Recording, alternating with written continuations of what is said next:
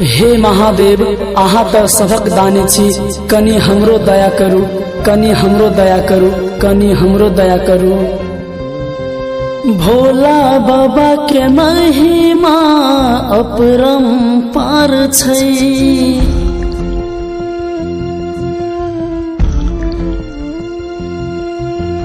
भोला बाबा के महिमा अपरंपार छै। ओकरे कृपा स दुनिया में जय जयकार छै। शिव गुरु दया करुणा, शिवदानी दुख हरुणा।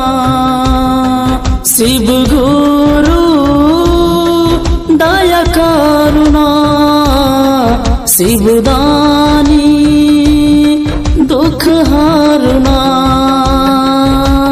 भोला बाबा के महिमा अपरंपार छै। अखिन अहाँ सब सुन रहल छी माँ सरस्वती म्यूजिक स्टूडियो करजनहा बाजार शिव चर्चा शिव गुरु के गीत, कनी अहूँ सब सुन लिया।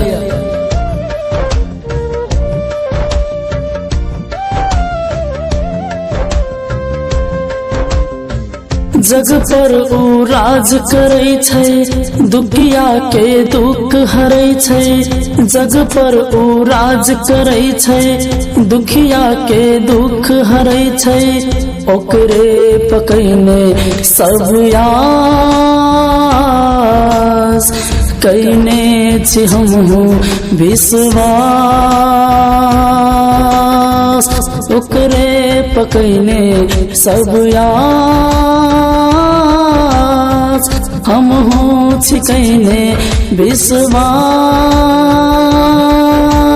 भोला बाबा के महिमा अपरंपार छै। ओकरे कृपा स दुनिया में सबके प्यार छै।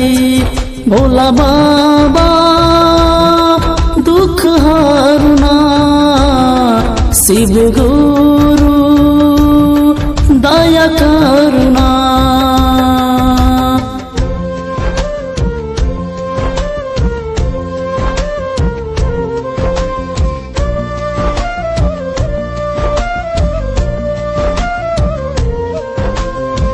सब कोई तो दया मंगै छै, घर घर में चर्चा करै छै। सब कोई तो दया मंगै छै, घर घर में चर्चा करै छै। गुरु के करे प्रणाम, मंगै छी हम वरदान। हो गुरु के करे प्रणाम, मांगै छी हम वरदान। भोला बाबा के महिमा अपरंपार छै। ओकरे कृपा स दुनिया में जय जयकार छै।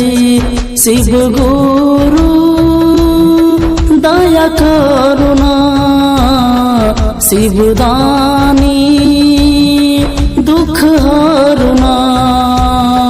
शिव गुरु दया करुणा, शिवदानी दुख हरुणा। भोला बाबा के महिमा अपरंपार छै। ओकरे कृपा स दुनिया में सबके प्यार छै। शिव गुरु दया करुणा, शिवदानी